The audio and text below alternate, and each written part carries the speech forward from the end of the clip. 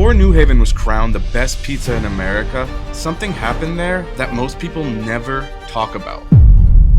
In the next 48 hours, I'm hitting up 6 of Connecticut's most loved pizza spots. This pie is the crust to sauce to cheese ratio is perfect.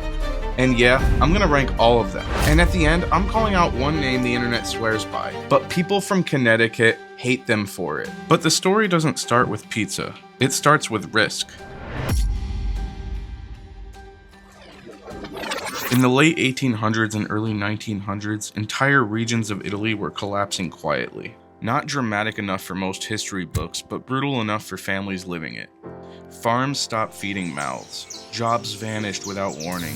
Government shifted. Futures shrank until they were the size of a single wooden trunk. So families had to make a decision that split them apart. One person went first, usually a father or the eldest son, stepping onto a boat with nothing but a name written on a scrap of paper and the weight everyone left behind on his shoulders. Just imagine how that would feel.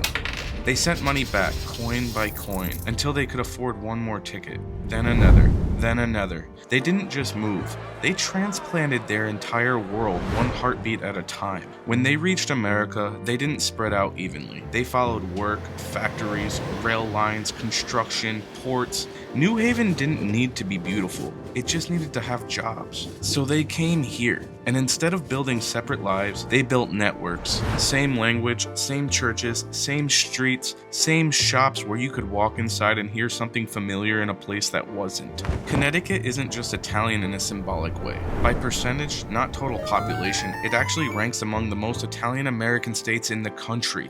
That means traditions here didn't just get remembered, they got protected. They were passed down in crowded kitchens, repeated in Sunday prayers, and kept alive long enough to become invisible. Until you realize they never left.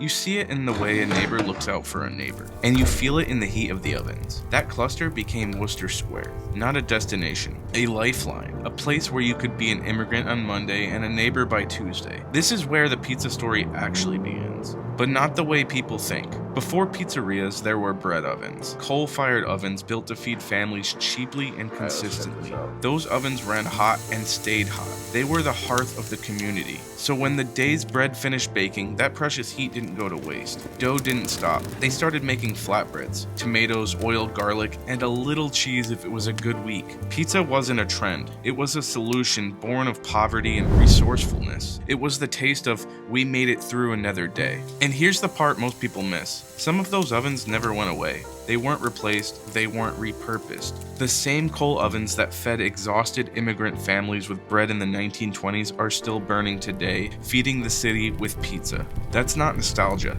that's continuity. That is a fire that has been burning for 100 years, tended to by the hands that refuse to let the past go cold. Even the word tells you that. In New Haven, it isn't pronounced the way it's spelled. Ah-beetz didn't come from marketing. It came from the tired, grit-stained mouths of people who still spoke the dialect of Naples. La pizza became Apizza, which is pronounced ah-beetz by them.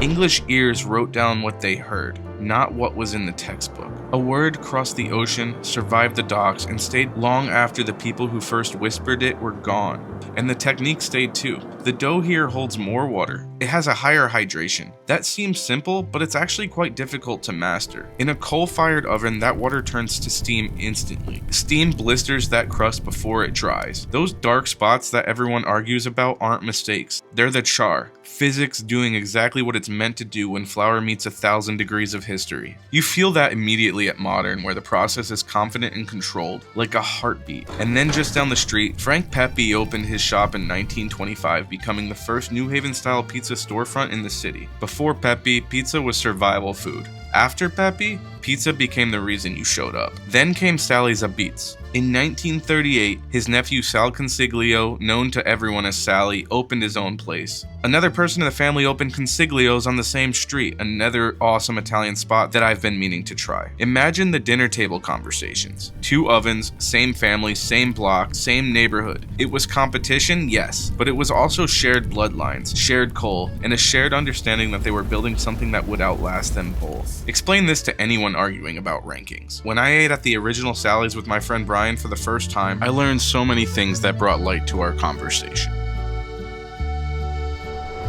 We'll go back and you'll look into the oven. It's tiny. Some places will use the same size dough ball for their mediums and their large, which means their mediums are going to be more doughy, more crusty.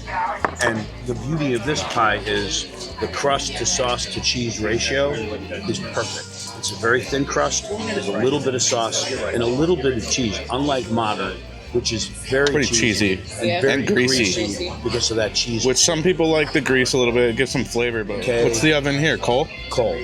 That's what I feel like is what it's supposed to be. And the manager told me something I have to share with you. Did you know that they have to send staff in on holidays here just to feed the oven coal to keep it burning because of how long it takes to heat up from scratch? Another cool fact is that Sally's uses the original 8x8 oven, and they are actually capped out at making around 400 pies a day here. That's why these lines get so long. But their newer locations are made with 10x10 ovens to keep up with higher demand. The dough, the sauce, everything else is pretty much the same. I ate at the Wethersfield location, one of their top locations, and I can confirm it was incredible. But now back to the original Sally's. They also hooked us up with some desserts, and let me tell you, this cannoli cake and tiramisu was insanely good. Don't skip the desserts here. But next comes Zuppardis. Just outside the city, they pull you north, carrying the same philosophy into another neighborhood, like a seed planted in new soil. We also tried Brick Oven because it was near our Airbnb, and I wanted to try a local favorite that most people don't know about, and it was also on point. New Haven style pizza just can't go wrong. But then there's the place most people don't expect to matter. Little Rendezvous in Meriden. You literally have to order a pie here in the morning or you won't end up with a pizza in the evening. They have an oven here burning since 1888, the longest running oven in America, and they let me get up close and personal with it, and it was amazing. I mean, just look at this thing. Think about that date. That oven was hot before the world wars. It was hot when the people arriving here couldn't imagine a future where their food would be famous. And yes, it was also a bread oven first. And that's where the story quietly bends time. Somewhere between these stops, you reach the shoreline at Lighthouse Point, the same water people cross to get here. You stand there and realize the ocean didn't just bring people. It brought a way of life that refused to be washed away. And we came here on a beautiful snowy morning.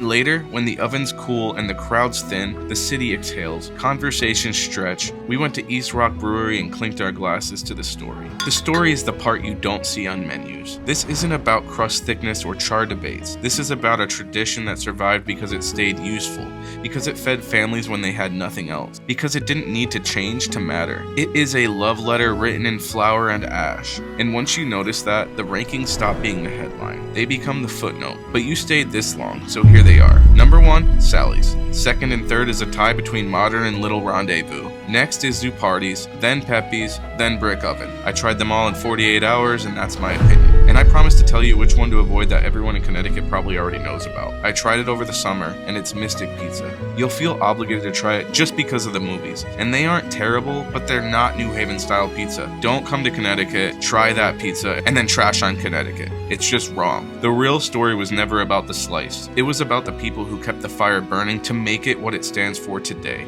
This is New Haven ah-beetz, and it's the best pizza in America without debate. And people from Connecticut will always be proud to tell you that. I have another video showing you a full itinerary in New Haven that's not about the story of immigration, but about things to do in New Haven coming next week, so stand by for that. If you like stories like this, if you like history, if you like learning about new places in New England, then you're going to want to like and follow or subscribe because I have a lot more coming. I'm a New England photographer that likes to explore the stories of small towns while I take photos of them. And here are some photos from my trip. I hope you enjoy them. Until next time, peace.